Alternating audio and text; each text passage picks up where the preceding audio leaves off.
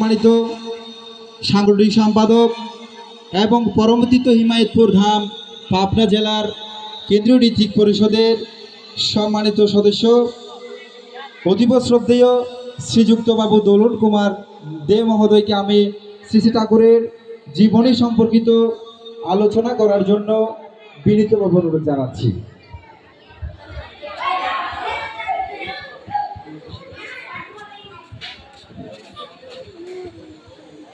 সম্মানিত মিউজিশিয়ান ভাইদের মঞ্চে আসার জন্য অনুরোধ জানাচ্ছি।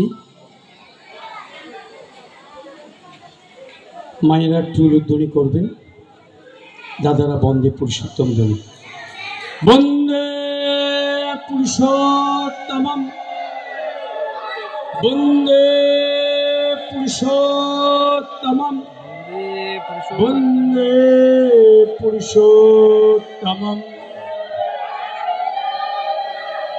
ब्रह्मानंदं परमसुखदं केवलं ज्ञानमूर्तिं द्वन्द्वातीतं गगनसदृशं तत्त्वमुच्यदिलक्ष्यम् एकं नित्यं विमलमचलं सर्वधी साक्षिभूतं भवतीतं त्रिगुणरहितं सद्गुरुं त्वं नमामि, सद्गुरुं त्वां नमामि, सद्गुरुं त्वां नमामि। একটু একটু দেন।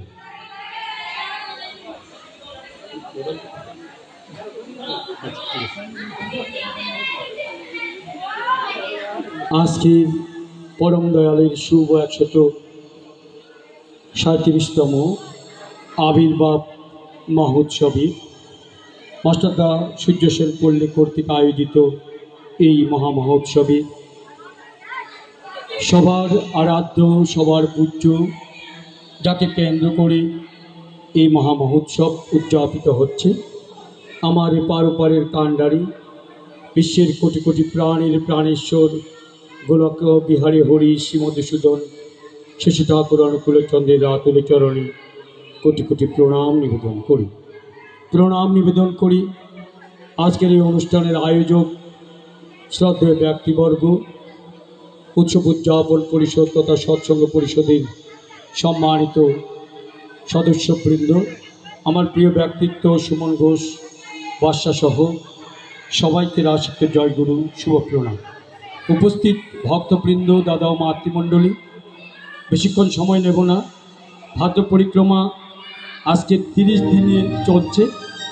30 দিন ব্যাপী আমার প্রতিদিন অনুষ্ঠান। আগামীকাল দক্ষিণ মধ্যম হালি শহরে এই টাইমে আমাকে অনুষ্ঠান করতে হবে, তাই গলার অবস্থা খুব খারাপ, বেশি কথা বলার সুযোগ নেই। খাওয়া দাওয়াও ঠিকমতো করতে পারি না, তাই বেশি কথা বলবো না। শুধু আপনাদের চরণধুলি নেওয়ার জন্য এখানে আসা। সবাইকে রাশিকে জয়গুরু শুভ প্রণাম। মনোমুগ্ধকর সঞ্চালক দাদা, আমার মিউজিশিয়ান দাদাদের আমার সাথে সংগত করার জন্য এসেছেন, শ্রদ্ধেয় দাদাদেরও প্রণাম নিবেদন করি। বাংলা 1295 সালে 30শে ভাদ্র শুভ তালবমী তিথিতে এই বাংলায় বাংলাদেশের হিমায়তপুর গ্রামে মাতা মনমোহিনী দেবীর কোল আলো করে আবির্ভূত হলেন বিশ্বের কোটি কোটি প্রাণীর প্রাণেশ্বর গোলক বিহারী হরি শ্রীমধুসূদন শশী ঠাকুর অনুকূলচন্দ্র। শশী ঠাকুর অনুকূলচন্দ্র এই যুগ সন্ধিক্ষণে এসে তিনি একটি ধর্মী শিক্ষায়, সমাজ নিয়ন্ত্রণে, রাষ্ট্র নিয়ন্ত্রণে তিনি বিপ্লব এনেছেন। তার সেই বিপ্লব আমরা আমাদের অযোগ্যতার কারণে, আমাদের অক্ষমতার কারণে এখনও আপনাদের কাছে পৌঁছাতে পারছি না। শশী ঠাকুর এই পাবনা হিমায়ত তিনি তপবন বিদ্যালয় চালু করেছিলেন। সে তপবন বিদ্যালয়ের শিক্ষক ছিলেন মাস্টার পঞ্চানন সরকার মহোদয়। তিনি কলকাতা ইউনিভার্সিটির প্রফেসর ছিলেন। সেই মাস্টার পঞ্চানন মাস্টার মহাশয় সরকার মহাশয় ওনাকে ঠাকুর বলেছিলেন, পঞ্চানন্দা এন্ট্রান্স পাস করতে কদিন লাগে? তখন পঞ্চানন্দা বলেছিলেন, আগে ঠাকুর কম করে তো 10 বছর লাগে। তখন ঠাকুর বললেন, এটি 3 বছরে করা সম্ভব হয় না? পঞ্চানন্দা বললেন, তা কি করে সম্ভব? 10 বছরের লেখাপড়া 3 বছরকে আনা সম্ভব? ঠাকুর তখন চিৎকার করে বলছেন, আপনি যদি চেষ্টা করেন অবশ্যই পারবেন। পঞ্চানন্দা বলছেন, আপনার আশীর্বাদ যদি থাকে তাহলে আমি পারব। এই পাপড়া হিমায়তপুরে 10-12 বছরের মেয়ে থেকে শুরু করে 60-65 বছরের বৃদ্ধারা পর্যন্ত একদম অ আ ক খ জানে না মানুষরা এখানে তপবন বিদ্যালয়ে লেখাপড়া করতেন। সেই লেখাপড়া করাতেন পঞ্চানন মাস্টার মশাই। পঞ্চানন সরকার তাদের পড়াতেন। আর পড়াতে গিয়ে দেখা যায়, আপনারা যেমন আমার সামনে দাঁড়িয়েছেন, আমি যেমন কথা বলছি, কিন্তু অনেকে আমার কথা শুনছেন, অনেকে আমার কথা শুনছেন না। অনেকে বিভিন্ন কথা নিয়ে ব্যস্ত আছেন, বিভিন্ন কাজ নিয়ে ব্যস্ত আছেন। সেরকম পঞ্চানন মাস্টার মশাইয়ের ক্লাসে যখন মাস্টারমশাই ক্লাস দান করতেন, তখন পিছনের অনেক মায়েরা কথা বলতেন। ঠাকুরের এই মেয়েগুলিকে পঞ্চানন্দা অনেক ধমক দিতেন, অনেক বকাঝোকা করতেন, কিন্তু কিছুক্ষণ পরে আবার কথা বলতেন। তখন ঠাকুরের কাছে গিয়ে পঞ্চানন্দা বলছেন, ঠাকুর, আপনার মেয়েদের আমি পড়াতে পারবো না। বলো, কেন, কি হলো? আমার মেয়েরা কি করলো? বলছে, আমি যখন ক্লাসে পাঠদান করি তখন আপনার মেয়েরা ক্লাসের পিছনে যারা বসে তারা বেশিরভাগ কথা বলে। তখন পঞ্চানন্দাকে ঠাকুর বলছেন, ও পঞ্চানন্দা, ভীম দেখেছেন? ভীম? তখন পঞ্চানন্দা বলছেন, আমি তো এই কলিকালে এসেছি, ভীম তো দাপর যুগের মানুষ, আমি ভীমকে দেখবো কি করে? বলছে, সেই ভীম নয়, নাটকেরই ভীম। তখন পঞ্চানন্দা বলছে, সেই কত দেখেছি। তখন ভীম কেমন করে? ঠাকুর জিজ্ঞেস করছেন, ভীম কেমন করে? বলে ভীম তো মঞ্চে উঠেই হুঙ্কার ছাড়ে গদা ঘুরিয়ে। বলছে, তার আগে অডিয়েন্সের ভক্তরা কেমন করে? বলে, তার আগে অডিয়েন্সের ভক্তরা যখন মঞ্চে উঠে না তখন তো তিনি কথা বলেন, তারা কথা বলেন। আর যখন হুঙ্কার ছেড়ে গদা ঘুরিয়ে যখন চিৎকার করে তখন সবাই চুপ হয়ে যায়। ঠাকুর পঞ্চানন্দাকে বলছেন, এমন করে ক্লাসে গিয়ে ক্লাস নিতে হয় যাতে আপনার কথা শোনার জন্য আমার মেয়েরা, আপনার ছাত্রীরা একদম উন্মুখ হয়ে বসে থাকে। আমি তো পঞ্চানন মাস্টার মশাইয়ের মতো মানুষ নই, আপনাদের কাছে এসেছি, আপনারা আমার কথা ওরকম উন্মুখ হয়ে শোনার মতন নয়। তবে ঠাকুর সর্বত্র আছেন, সর্বকল্লিদম ব্রহ্ম, সর্বজীবের মধ্যে ঠাকুর আছেন, সব জায়গায় ঠাকুর আছেন। ঠাকুর নেই এমন কোনো জগতে জায়গা নেই। পঞ্চানন্দা সবাইকে ক্লাসে পড়ানোর পরে আবার প্রাইভেট পড়াতেন। প্রাইভেট করতে সবাইকে তিনি পড়াচ্ছেন। রাতে 1টা থেকে 2টা, এই ঘন্টাটা 1 ঘন্টা তিনি ওনার ঘুমানোর জন্য রেখেছেন। তখন সেই ঘুমাতে যেতেন রাত 1টা থেকে 2টায়। ঠাকুরের বড় মেয়ে সাধনা দেবীকে পঞ্চানন্দা পড়াচ্ছেন। তখন পঞ্চানন্দা যে পড়াচ্ছেন না সেটা ঠাকুরের কাছে গিয়ে সাধনা দেবী নিবেদন করলেন, বাবা, আমাকে আমার পঞ্চানন মাস্টার মশাই প্রাইভেট পড়ান না। বলছে, তাই নাকি? পঞ্চানন মাস্টার মশাইকে ডেকে আনা হলো। পঞ্চানন্দাকে জিজ্ঞাসা করা হলো, পঞ্চানন্দা, আপনি আমার সাধনা মাকে নাকি পড়ান না?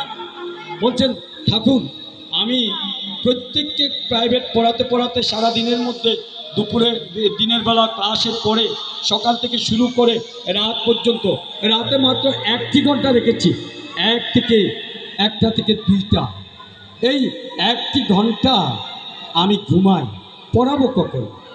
ঠাকুর বলছেন, আরে শালা, এটাই তো মোক্ষম সময়, রাত 1টা থেকে 2টা আপনি আমার সাধনা আমাকে পড়াবেন। তখন বললেন, আমি ঘুমাবো কখন? তখন মাস্টার মশাইকে ঠাকুর বলতেছেন, আপনি অঙ্ক করান কোন হাতে? বলে, ডান হাতে।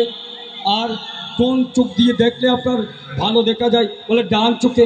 তাহলে ডান চোখটা, ডান হাতটা যদি জেগে থাকে, অন্য অঙ্গ প্রত্যঙ্গ যদি ঘুমিয়ে যায়, তাতে কি আপনার কোনো আপত্তি আছে?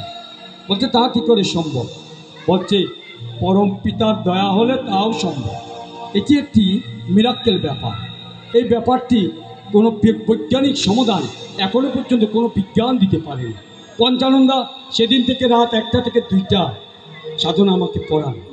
পঞ্চানন্দা দিব্যি নাক ডেকে ঘুমাচ্ছে, শব্দ হচ্ছে, নাক ডাকার ঘুমরানির শব্দ হচ্ছে, আর অঙ্ক করে যাচ্ছেন ডান হাতে, ডান চোখটা খোলা আছে। এভাবে অনেকদিন পড়াচ্ছেন, কিন্তু সাধনা মাকে একা একটা যুবতী মেয়ে, পঞ্চানন্দা একজন যুবক বয়সের মানুষ, অত রাত্রে গভীর রাত্রে একাকী পড়ান। তার ভয় হচ্ছে গুরুকন্যা, তার দিকে যদি খারাপ কোনো দৃষ্টি যায়, খারাপ কোনো চিন্তা চেতনা আসে, তাহলে তো পঞ্চানন্দা নিজে নিয়ে ভাবছেন আমাকে তো নরকে বাস করতে হবে। আমি এই পড়ানো থেকে রেহাই পাওয়ার জন্য ঠাকুরের কাছে আবার নিবেদন করব। ঠাকুরের কাছে গিয়ে বললেন, ঠাকুর আমি তো পড়াচ্ছি আপনার দয়ায় এক চোখ আর এক হাত দিয়ে, আমার সমস্ত অঙ্গ প্রত্যঙ্গ ঘুমায়, আমার কোনো ঘুমের সমস্যা হচ্ছে না, কিন্তু এত রাত্রে গভীর রাত্রিতে একটি মাত্র মেয়ে, আপনার মেয়ে সাধনা মা আর আমি একা থাকি, আমার ভয় করে যদি আমার মাথার মধ্যে কোনো খারাপ কিছু চেপে বসে। তখন পঞ্চানন্দাকে ঠাকুর বলছেন, ওখানে আপনি আর সাধনা মা আর কেউ থাকে না? বলছেন না, আর কেউ থাকে না, আমি আর সাধনা মা, আর কেউ থাকে না। বলছে ভালোভাবে দেখবেন আর কেউ থাকে কি। সেদিন অঙ্ক করাতে গিয়ে অঙ্ক মিলছে না। পঞ্চানন্দা অনেকক্ষণ চেষ্টা করে, অনেক মাস্টারমশাই যদি কেন থাকেন, মাস্টারমশাইরা কলমটা মুখে গুজে দিয়ে মনে মনে চিন্তা করে অঙ্কটা কোন সূত্র দিয়ে করলে অঙ্কটা মিলে যায়। সেই মনে মনে চিন্তা করতে করতে ঘরের কর্নারের দিকে উপরের দিকে তাকাচ্ছে আর চিন্তা করছে। দেখছে ঘরের কর্নারে জ্যোতির্ময়ভাবে শ্রী ঠাকুর একদম জ্যোতির্ময় রূপে দাঁড়িয়ে আছেন আর মিটি মিটি হাসছেন। পঞ্চানন্দার সাথে সাথে প্রণাম করি। তখন সাধনা মা বলছে, মাস্টারমশাই আপনি কাকে প্রণাম করছেন? বলছে আমাকে যিনি পাহারা দেন তাকে প্রণাম করছে, আমাকে যিনি পাহারা দেন প্রতিনিয়ত, আমাকে যিনি সবসময় দেখে রাখেন তাকে প্রণাম করছি। সাধনা মা ঘুরে দেখলেন, সাধনা মা কিছু দেখেন না, কিন্তু পঞ্চানন্দা দেখেছে। ঠিক তেমন করে ঠাকুর সমগ্র জায়গায় এখানে তিনি আছেন, আমরা তাকে দেখতে পাচ্ছি না, ভক্তরা তাকে দেখতে পায়। তাকে মন প্রাণ খুলে তার নাম করতে হয়, তার চিন্তা করতে হয়, তখন তাকে দেখতে পাওয়া যায়।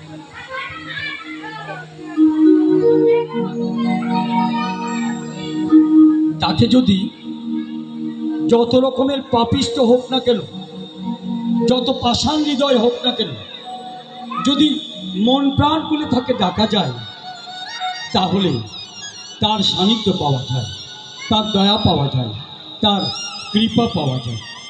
একটি গানে পদকর্তা বলছেন,